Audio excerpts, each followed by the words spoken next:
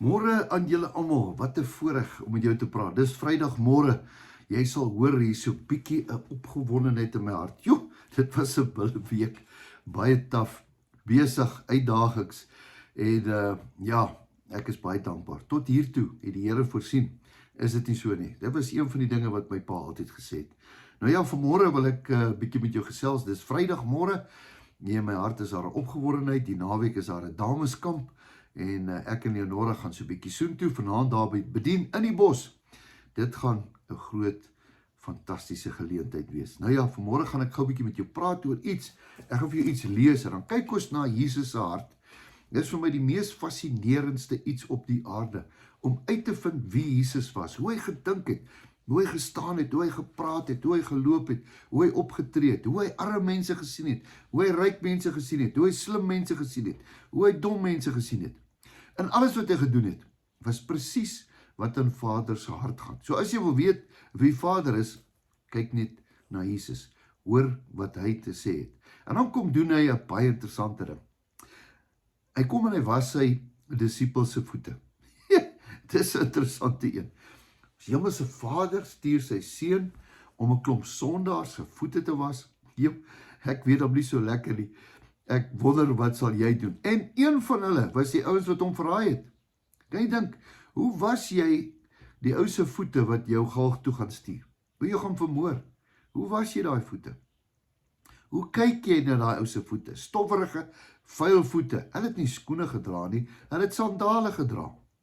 Nou kom hy en hy buig voor hom en hy buig. Die Engels het 'n mooi woord, hy submit.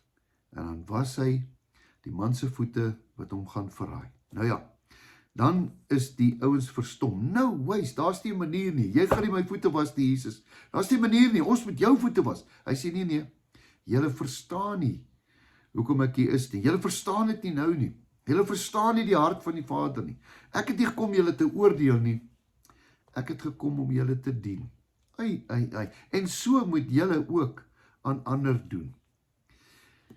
Ek wonder of jy vanmôre bereid sal wees om die persoon wat jou die seerste gemaak het, sy voete te gaan was. Dis harde woorde, né? Ek vra maar net. Kom ons kyk wat het Jesus gedoen hierso in Johannes 12. Nou kom hy dan vers 12. En toe het hy dan hulle voete gewas en sy boklere geneem het, gaan hy weer aan tafel en sê vir hulle: "Verstaan julle wat ek en julle nou doen?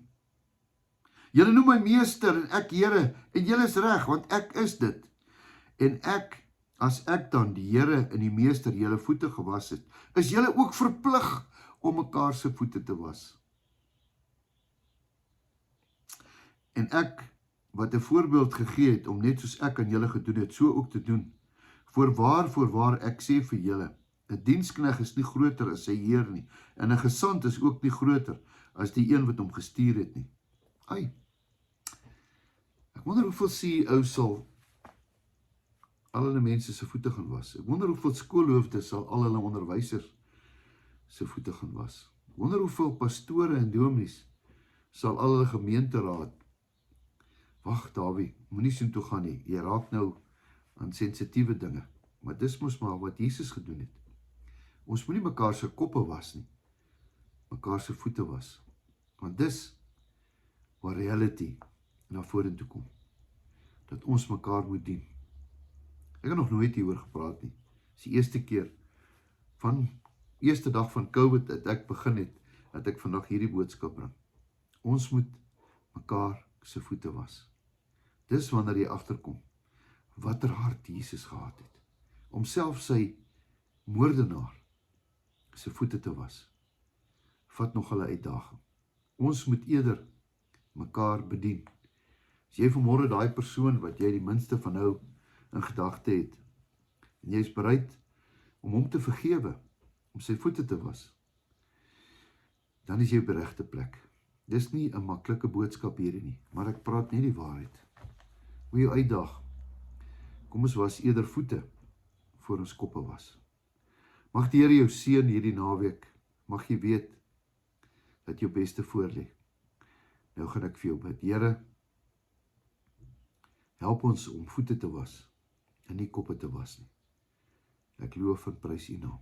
Amen. Geseënde, wonderlike naweek vir jou. Ek sal weer Sondag terug wees as dit die wil van die Here is om nagmaal te kan bedien. Totsiens, tot die volgende keer.